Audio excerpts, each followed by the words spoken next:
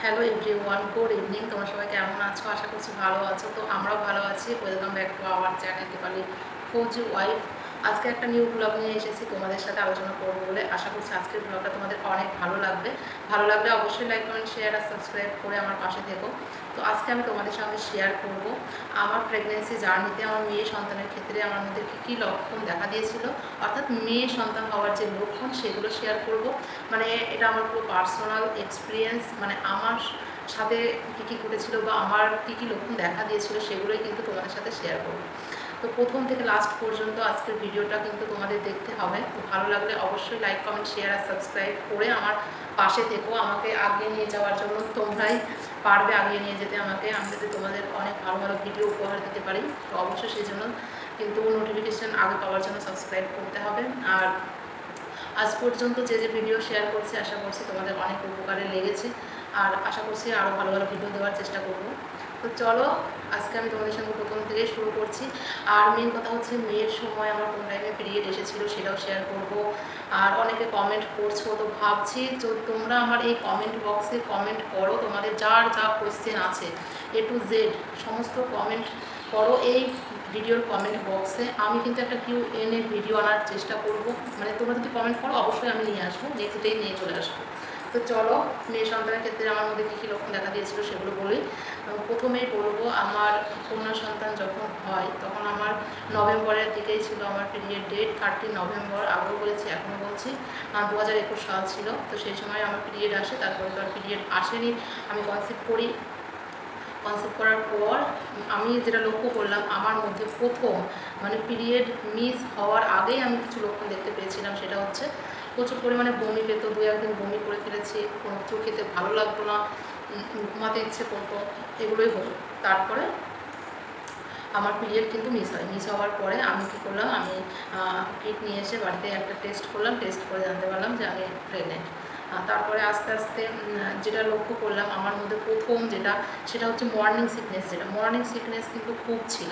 সকালবেলায় ঘুম থেকে উঠতে পারতাম না, কোনো কিছু ভালো লাগতো না, ব্রাশ করতে গেলে জল মতো উঠে যেত মুখ থেকে, বমি পেত, আর খুব বমি করেছি। প্রায় 4 মাস পর্যন্ত আমি বমি করেছি। আর সমস্ত খাবারের স্মেল মানে গন্ধ লাগতো। মুসুর ডাল ভাতের যখন ফোটে না, ধোয়া মতো ওঠে যেটা, ওটাতে মুসুর ডাল, তারপরে কোনো খাবার ফোড়ন দিতে গেলে তেলের উপর ফোড়ন দিয়ে কোনো তরকারি সাতলানো বলা হয় না, যেটা করা হয় আর কি, ওটা করতে গেলে ওই ফোড়নটাতে আমার গন্ধ লাগতো, ভালো লাগতো না কোনো কিছু, আস্তে গন্ধ লাগতো। তো এইগুলো হতো। তো এই মর্নিং সিকনেস যেমন ছিল, তার সাথে বমিটাও খুব ছিল, ঘুম থেকে উঠতে ইচ্ছে করতো না। আর দ্বিতীয় হচ্ছে আমার খাবারে প্রচুর পরিমাণে গন্ধ লাগতো। আর অনেকে বলে মর্নিং সিকনেস থাকা, খাবারে গন্ধ লাগা, বেশি পরিমাণে বমি হওয়া মেয়ে সন্তানের লক্ষণ। তো এটা আমার সাথে মেলে। নেক্সট হচ্ছে আমার প্লাসেন্টা পজিশন কী ছিল মেয়ের সময়।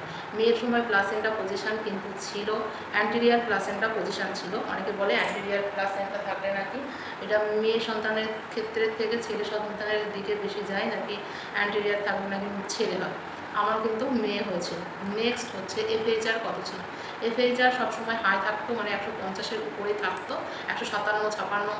তবে একদম ফার্স্টের দিকে কিন্তু অনেক, যখন প্রথম আমার এমটি স্ক্যান করা হয় তখন কিন্তু অনেক ছিল, 162 ছিল সামথিং। তো এরকম ছিল, অনেক বেশি বেশি। মেন কথা হচ্ছে মেয়ের সন্তানের ক্ষেত্রে মানে FHRটা সবসময় হাই থাকে, যেটা অনেকের ক্ষেত্রে মিলেছে, আমার ক্ষেত্রেও মিলেছে। মানে আমার সবসময় 150-এর উপরে থাকতো, হাই থাকতো। নেক্সট হচ্ছে কী খেতে ভালো লাগতো। আমার কিন্তু খেতে সবথেকে মিষ্টি ভালো লাগতো, টক ঝালটা ভালো লাগতো। আমি প্রেগনেন্সির আগেও টক ঝালটা পছন্দ করতাম, এছাড়াও প্রেগনেন্সি যখন আসে তারপরে কিন্তু লক্ষ্য করলাম ওর সাথে সাথে আমার মিষ্টি জিনিসের প্রতি আকর্ষণটা বেশি হচ্ছে। মানে খেতে ভালো লাগতে ইচ্ছে করছে, কখনো মিষ্টি কখনো জিলিপি। আর প্রত্যেকদিন পায়েস বানিয়ে খেতাম, বিশেষ করে কথাটা পায়েসটা খুবই ভালো লাগতো, পায়েসটা বানিয়ে খেতাম। এছাড়া হচ্ছে নেক্সট হচ্ছে আর একটা সিমটমস আমার মধ্যে ভীষণ পরিমাণে দেখা দিয়েছিল, সেটা হচ্ছে ওই যে বলা হয় না মুড সুইং, যেটাকে বলা হয় মুড সুইং, খুব ছিল খুব ছিল। অল্প কথাতে রেগে যাওয়া, কান্না পাওয়া, ভালো না লাগা, তারপরে কোনো কিছু বললেই হাজব্যান্ড সেটা সঙ্গে সঙ্গে প্যানিক করা, কান্না করা, এইগুলো শুরু হয়ে যেত। মুড সুইং প্রচুর ছিল, প্রচুর। নেক্সট হচ্ছে কত মাসে বেবি নড়াচড়া শুরু করে। আমার বেবি মানে আমার মেয়ে সন্তান নড়াচড়া শুরু করে 3 মাসের পরেই। তো অনেকে বলে 3 মাসের পরে নড়াচড়া শুরু করলে নাকি সেক্ষেত্রে মেয়ে সন্তান হয়। তো আমার জলদি জলদি নড়াচড়া শুরু করে আমার মেয়ে সন্তানই হয়েছে। তবে আমি এটা মানি না, তার কারণ হচ্ছে আমার ছেলে সন্তান হয়েছে, সেও 3 মাসের পরেই নড়াচড়া শুরু করেছে। তো সেই জন্যই বলবো যে বেবির যে মুভমেন্ট বা নড়াচড়া সেটা আগে করুক বা 6 মাসে করুক বা 3 মাসে করুক না কেন, এর সাথে বেবি জেন্ডারের কোনো সম্পর্ক একদমই নেই। তো এইসব ভুল ভ্রান্ত ধারণা থেকে বেরিয়ে এসো, এগুলো নিয়ে প্যানিক করার, ভয় পাওয়ার কোনো কিছু নেই। নেক্সট হচ্ছে কোন দিকে প্রথম আমার বেবি নড়াচড়া শুরু করে। আমার বেবি কিন্তু প্রথম নড়াচড়া করে এই যে ডান সাইডে, এখানে নাভির কাছে সব থেকে বেশি আগে নড়াচড়া ওখানে শুরু করেছিল। তারপরে দেখতাম বাঁ দিকে নড়াচড়া করতো হালকা হালকা, কখনো দেখতাম ডান দিকে মুভমেন্ট করছে, কিন্তু আমার মেয়ে কিন্তু সব থেকে বেশি মুভমেন্ট করতো সেই ঘুরে ফিরে বাঁ দিকে, মানে বাঁ দিকে বেশি মুভমেন্ট করতো। তবে ডান দিকেও মুভমেন্ট করতো, কিন্তু একটু একটু মনে হতো যেন বাঁ দিকে মুভমেন্ট বেশি করছে। উপরে মানে পেটের উপরের দিকে আমার বেবি মুভমেন্ট বেশি করতো, নিচের দিকে নয়, মানে একদম উপরের দিকে। বেবি বাম্প শেপ কেমন হয়েছিল? বেবি বাম্প শেপ হয়েছিল মানে অনেকে গ্রাম এলাকায় চল আছে তোমরা জানবে, বলে যে বুক পেটা বলে। তো আমার ওরকম হয়েছিল, মানে পেটটা একদম উপরের দিকে, মানে এইরকম উপরের দিকে পেটে হয়েছিল, মানে বেবি বাম্পটা হয়েছিল বড়, এই কোমরে চর্বি জমে গেছিলো, পুরো ওখানে এরকমভাবে হয়ে গেছিলো। ঠিক আছে, বড় একটা বেবি বাম্প হয়েছিল, ফুটবল আকৃতি বলা হয় যেটা, ওরকম টাইপের একটা বেবি বাম্প শো হয়েছিল। লিনিয়া নিভা কেমন ছিল? লিনিয়া নিভা কিন্তু ওটা এর নিচ থেকে এই নাভি পর্যন্ত এসেছিলো, সোজা ছিল, উপরের দিকে আমি কোনো কিছু দেখতে পাইনি। এবার বলবো যে আমার যে নাভির পরিবর্তন, নাভিটা কেমন ছিল মেয়ে সন্তানের ক্ষেত্রে, নাভি কেমন ছিল? মেয়ে সন্তানের ক্ষেত্রে নাভিটা আমার কিন্তু বাইরের দিকে বেরিয়ে এসেছিল, টুপির মতো হয়ে গেছিলো, এরকম গোলাকার টুপির মতো ফুলে উঠেছিল। ঠিক আছে, এটা কত মাসে হয়েছিল? এটা কিন্তু আমি লক্ষ্য করেছিলাম 5 মাসের পর থেকে আমার নাভির চেঞ্জ হয়েছিল, 5 মাসের পরে। এবার বলবো কোন পাশে ঘুমাতে সব থেকে বেশি ভালো লাগতো। মেয়ে সন্তানের ক্ষেত্রে সব থেকে বেশি ঘুমাতে ভালো লাগে নাকি ডান দিকে? তবে আমার ডান দিক বাঁ দিক দুই সাইডে ঘুমাতাম, তার কারণ একটাই, বেবির অক্সিজেন সাপ্লাই, ব্লাড সাপ্লাই, সমস্ত কিছু ঠিকঠাকভাবে সাপ্লাই যাতে বেবির কাছে ঠিকমতো পৌঁছাতে পারে, সেই জন্য ডক্টর সবসময় বলে বাঁ সাইডে ঘুমোতে। আমি সবসময় চেষ্টা করতাম বাঁ সাইডে ঘুমোতে, যখন পারতাম না, একটু মাজা কোমর ব্যথা করতো, পিঠে ব্যথা করতো, পায়ে ব্যথা করতো, তখন রাইট সাইডে ঘুমানোর চেষ্টা করতাম। চিত হয়ে একদম প্রেগনেন্সিতে ঘুমাবে না। ঠিক আছে, সেই নিয়ে ভিডিও আছে, কেন ঘুমাবে না, সেজন্য ঘুমাবে না, ভিডিও আছে, অবশ্যই চ্যানেলে দেখে নাও। নেক্সট হচ্ছে, তো এই যে অনেকে বলে না রাইট সাইডে ঘুমালে নাকি মেয়ে সন্তান হয়, তো আমি কোন সাইডে ঠিক মতো ঘুমাতাম না, সবসময় বাড়ি ঘুমানোর চেষ্টা করতাম। ঠিক আছে, সব কিছু নিজের উপরে। ইউরিন কালার কেমন ছিল? ইউরিন কালারটা আমার কিন্তু হালকা হলদেটে ভাব ছিল, প্রথম দিকে একটু বেশিই হলুদ ছিল। প্রথম 3 মাসে আমার একটু ভ্যাজাইনাতে একটু জ্বালা পোড়া টাইপ হতো, মানে ইউরিন ইনফেকশন যেটাকে বলা হয়, একটুখানি হয়েছিল আর কি, সামান্য কয়েক %। তারপরে আমি ডাবের জল কন্টিনিউ করি, মেডিসিন নিইনি, দেয়নি ডক্টরে, বলেছিল তুমি ডাবের জল কন্টিনিউ করো, এটা ঠিক হয়ে যাবে, জল জাতীয় খাবারটা খাও। তো আমি এটা কন্টিনিউ করি, ঠিক হয়ে গেছিলো। তারপর থেকে নর্মাল একটা কালার ছিল, হালকা নর্মাল কালার ছিল। এবার আমি বলবো স্কিন কেমন হয়ে গেছিলো। স্কিনটা খুব সুন্দর হয়ে গেছিলো, পরিষ্কার হয়ে গেছিলাম আমি। হ্যাঁ গাইজ, আমি খুব পরিষ্কার হয়ে গেছিলাম, মানে এত পরিষ্কার হয়ে গেছিলাম কী বলবো তোমাদের। ছেলের সময় যতটা জঘন্য আর কালো হয়ে গেছিলাম, মেয়ের সময় খুবই পরিষ্কার হয়ে গেছিলাম। চুলগুলো দারুণ হয়ে গেছিলো, খুব সুন্দর, আর চুলগুলো খুব বড় বড় হয়ে গেছিলো অনেকটা। ঠিক আছে, আর মেয়ে সন্তানের ক্ষেত্রে কিন্তু দেখতে সুন্দর হয়ে গেলে, চুল সুন্দর হয়ে গেলে সেই সন্তান কিন্তু মেয়ে সন্তানই হয়।